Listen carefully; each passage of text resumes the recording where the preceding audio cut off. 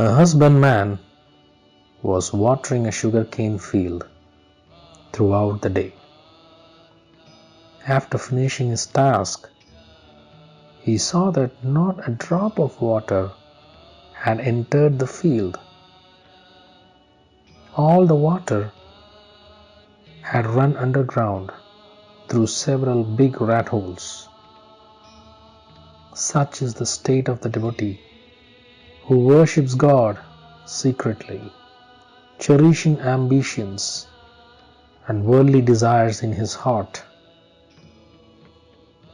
Though he may be praying daily, he makes no progress because his entire devotion runs to waste through the rat holes of these desires. And at the end of his lifelong devotion, he remains the same as before. Why does the mind become unsteady when engaged in contemplation?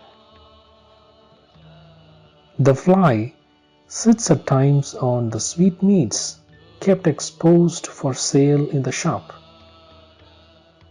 But when a scavenger passes by with a basket full of filth, the fly leaves the sweets and at once settles on the filth. On the other hand, the bee in search of honey sits only on flowers and never on filthy objects.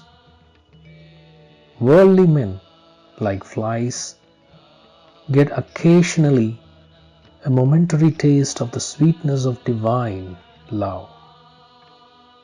But their natural hankering after filth soon brings them back to the dunghill of worldliness. The great Paramahamsas are, however, always absorbed in the contemplation and enjoyment of divine love. A wet match does not ignite, however hard you may strike it. It only smokes, but a dry match lights at once, even with the slightest rubbing. The heart of the true devotee is like the dry match. The slightest mention of the name of the Lord kindles the fire of love in his heart,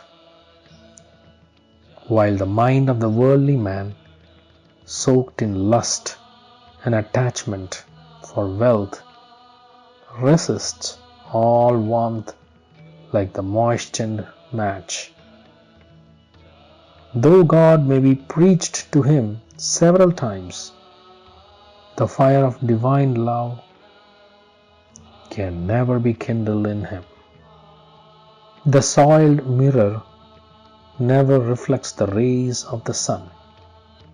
Similarly, those who are impure and unclean at heart and are deluded by Maya never perceive the glory of the Lord. But the pure in heart see the Lord as the clear mirror reflects the sun. Therefore, be pure. When a certain quantity of pure milk is mixed with double the quantity of water, it requires a great deal of time and labor to condense into the condensed milk.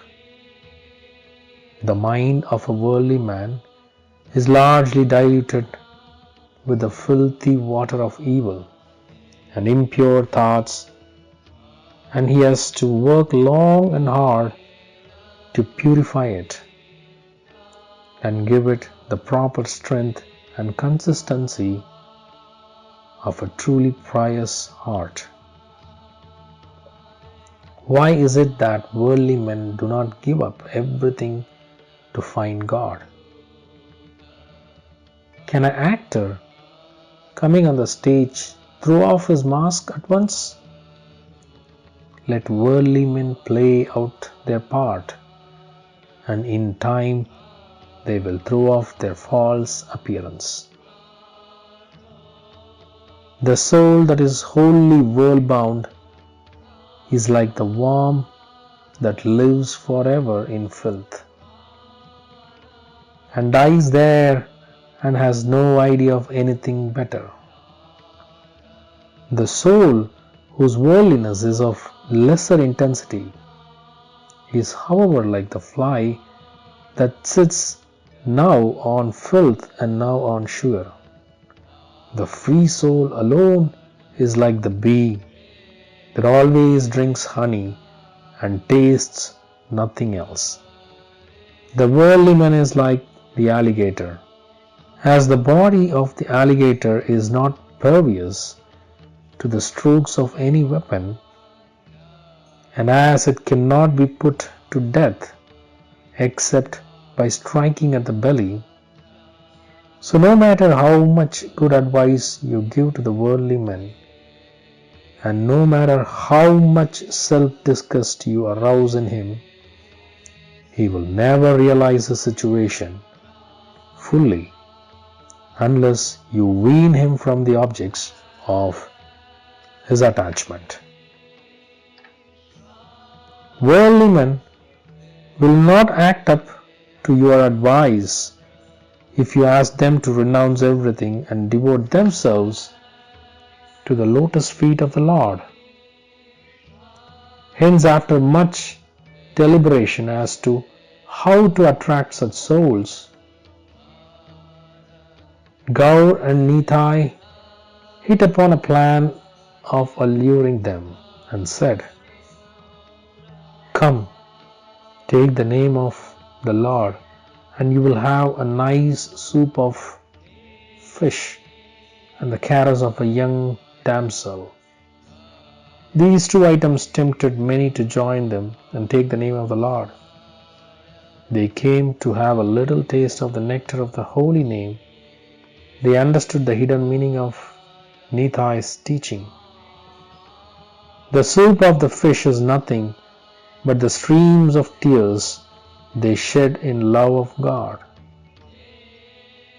The earth is the young damsel, and to be caressed by her means to roll on earth in the rapture of divine love.